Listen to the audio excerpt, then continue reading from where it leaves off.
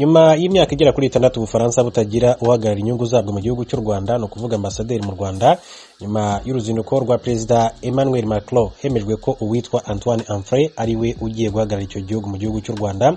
Jeune Afrique yari yatangaje ko uyu mugabo ari ushobora guhagararira inyungu z'Ubufaransa mu gihugu cy'u Rwanda. Bibyaje rero no kuba impamo mu nama y'abaminisitiri ku itariki ya 12 Kamena yemeje Antoine Amfray nk'ambasaderi w'Ubufaransa mu gihugu cy'u Rwanda.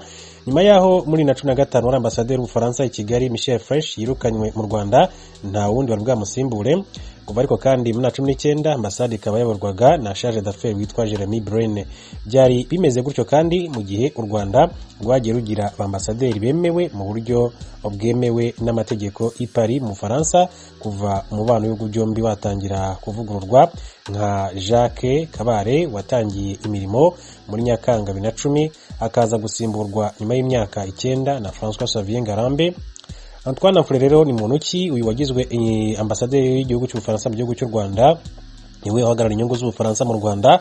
Yarangije mu ishuri rikuru rya politike IEP kandi yahoze ari umunyeshuri mu ishuri ry'igihugu ry'ubuyobozi. Uyu mugabo mu myaka ya vuba yabaye ambasaderi w'Ubufaransa muri Niger kuva muri 2014 ahava atarangije manda ye muri 2015, maze muri Nyakanga muri uyu mwaka agirwa ambasaderi wa siporo, aho yagombaga gukora ibishoboka Ubufaransa bukazemererwa kwakira imikino Olympique yo 2024 kuko ari umukandida. Yasimbuye kuri uyu mwanya Jean Roville wari warashyizweho muri 2013. Adusubiye muri Niger kugira ngo ave muri iki gihugu atarangije manda y'imyaka igera kuri 3. Bivuga ko Perezida Mahamadou Issoufou wari wegereye Paris cyane ari we wasabye ko amuvira mu gihugu kuko bamushinjaga kunenga cyane politike ya Mahamadou Issoufou mu gihugu cya Niger. Ngo n'ubutumwa bwajyanywe i Paris n'uwari minisitiri w'umutekano Hassoumi Massaoudou, nk'uko byatangajwe n'umwe mu badiplomate bo muri Minisiteri y'Ububanyi n'Amahanga y'Ubufaransa. Muri uwo mwaka BBC ikaba yaranditse ko bamwe mu basesenguzi bayitangarije ko uyu yari yarabaye indakoreka kubera guhatiriza ibijyanye no gukora amatora mu bwisanzure no mu mucyo yari ateganyijwe muri Niger muri 2016. Antoine Amfray kandi yabaye mu myanya myinshi cyane umuyobozi no muri ambasade z'Ubufaransa mu mahanga, kaho yabaye sous-préfet wa Rimou kuva muri 2000 kugeza muri 2003, nyuma aba umujyanama wa mbere wa ambasade y'Ubufaransa i Nairobi mu gihugu cya Kenya, ndetse no muri Turkiya kuva muri 2006 kugeza muri 2009. Yabaye kandi umugenzuzi w'ibibazo by'amahanga hagati ya 2010 kugeza 2011, ndetse yanabaye umujyanama wa ambasade y'Ubufaransa i Londres mu Bwongereza kuva 2011 kugeza muri 2014. Ngo rero ni Antoine Amfray wagizwe ambasaderi w'igihugu cy'Ubufaransa mu gihugu cy'u Rwanda, nyuma y'uko igihugu cy'Ubufaransa n'u Rwanda bikomeje kurebera hamwe uko byazahura umubano wari warajemo agatotsi kubera uruhare rw'Ubufaransa muri jenoside yakorewe Abatutsi mu mwaka w'1994. Uruhare ari ku Bufaransa bwari bwarinangiye kwemera, gusa ku butegetsi bwa Perezida Emmanuel Macron ibintu byakomeje kugenda bihinduka, ndetse mu ruzinduko aherutse kugira mu gihugu cy'u Rwanda yasabye imbabazi ndetse yemera n'uruhare igihugu cye cyagize. Ni nyuma ya raporo yiswe Declare yasabwe na Perezida Emmanuel Macron ku ruhare rw'Ubufaransa muri jenoside yakorewe Abatutsi, yagaragaje ko Ubufaransa bwagize uruhare rudasanzwe, uruhare rufatika muri jenoside yakorewe Abatutsi. Hakaba kandi na raporo yiswe Mizi yakozwe bigizwemo uruhare n'igihugu cy'u Rwanda, nayo yagaragaje ko Ubufaransa bwagize uruhare rukomeye cyane muri jenoside yakorewe Abatutsi. Kuvuga rero izo raporo zajya ahagaragara, umubano w'ibihugu byombi navuga ko uri mu nzira nziza uyu munsi wa none. Kuba na ambasaderi w'Ubufaransa noneho agiyeho, navuga yuko ari ikintu cyiza, ndetse Perezida Emmanuel Macron hari byinshi yasezeranyije igihugu cy'u Rwanda, avuga ko mufatanye ibihugu byombi bizagirana buri ruhande ruzagenda rwungukira mu mubano mwiza ibihugu byombi bizaba bikomeje kugenda abigirana.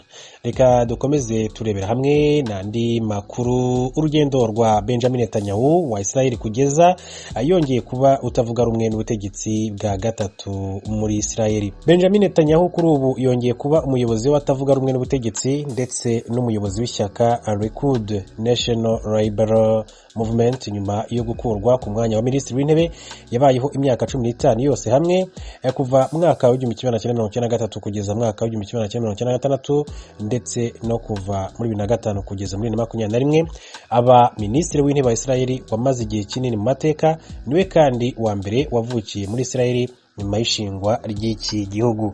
Netanyahu yavukiye mwaka w'1949 Tel Aviv muri Israel, avukira mu muryango w'abayahudi. Nyina Tsira Segal mwaka w'1912 kugeza muri 2007 yaje gutabaruka. Yavukiye i Petra Tikiva mu gace ka Mutasarifate muri Yerusalemu igihe hayoborwaga n'ubwami bugari bwa Ottoman. Naho se witwa Benzion Netanyahu yavukiye i Warsaw muri Polonye, yitwa Mierkowski, abaho kuva mwaka wa 1910 kugeza muri 2012 ubwo yapfaga ku myaka 102. Yari umuhanga mu by'amateka y'abayahudi ndetse yabaye umwarimu w'amateka muri kaminuza ya Cornell muri Leta Zunze Ubumwe za Amerika, ari naho Benjamin Netanyahu yize amashuri yisumbuye muri Cheltenham High School muri Philadelphia. Benjamin Netanyahu yasubiye muri Israel mwaka wa 1967 yinjira mu ngabo za Israel. Yabaye umuyobozi w'itsinda muri Special Forces ya Israel izwi nka Sayeret Matkal, kandi yitabira ubutumwa butandukanye agera ku ipeti rya captain mbere yo gusezererwa mu cyubahiro asubira muri Amerika gukomeza amashuri ye. Nyuma yo guhabwa impamyabumenyi mu ishuri rikuru ry'ikoranabuhanga rya Massachusetts, Netanyahu yabaye umujyanama mu by'ubukungu mu itsinda ry'ubujyanama rya Boston. Yasubiye muri Israel mwaka wa 1978 ashinga ikigo cya Yonatan Netanyahu gishinzwe kurwanya iterabwoba. Iki kigo kikaba cyaritiriwe mukuru we Yonatan Netanyahu waguye mu gikorwa cyo kubohoza imbohe z'abanya-Israel zari zafatiwe muri Uganda mwaka wa 1976 mu gikorwa cyiswe Operation Entebbe.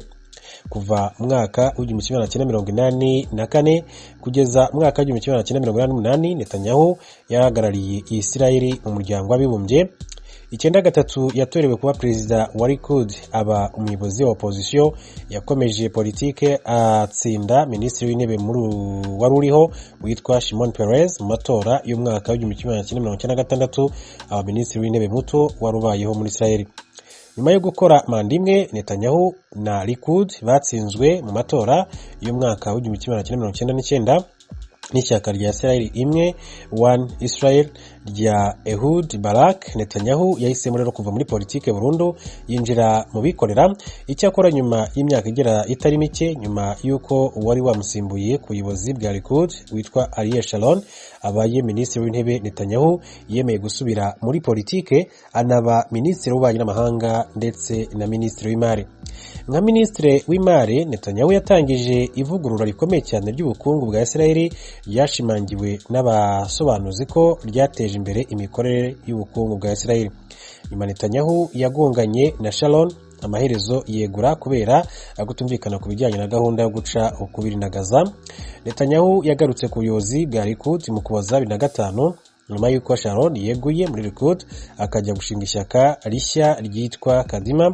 Yabaye umuyobozi w'abatavuga rumwe n'ubutegetsi kuva 2006 kugeza 2009, nubwo Likud yarangije ku mwanya wa kabiri mu matora yo muri 2009 inyuma ya Kadima. Netanyahu yashoboye gushyiraho ihuriro n'andi mashyaka maze arahirira kuba minisitiri w'intebe ku nshuro ya kabiri. Yakomeje kuyobora Likud ku nsinzi mu matora 2013-2015. Nyuma y'amatora yo muri Mata 2019 yatumye nta shyaka rishobora gushinga guverinoma. Habaye amatora ya kabiri muri 2019. Mu matora yo muri Nzeri 2019 ihuriro ryiswe ubururu n'umweru ryayobowe na Benny Gantz ryaje imbere ya Likud ya Netanyahu, ariko Netanyahu cyangwa se Gantz ntibashoboye gushyiraho guverinoma. Nyuma y'impagarara muri politike, ibi byakemuwe igihe Likud na Blue and White cyangwa se ubururu n'umweru bajyanaga amasezerano yo gusangira ubutegetsi. Nyuma y'amatora muri 2020 amasezerano ateganyaga gusangira intebe ya minisitiri w'intebe igasimburanwaho hagati ya Netanyahu ndetse na Benny Gantz, aho Gantz yari ateganyijwe gusimbura Netanyahu mu gushyingura 2021. Mu Ukuboza 2020 iri huriro naryo ryarasenyutse maze haba andi matora mashya muri Werurwe 2021 muri guverinoma ye ya nyuma. Netanyahu yayoboye igisubizo cya Israel ku cyorezo cya COVID-19 ndetse n'ikibazo cya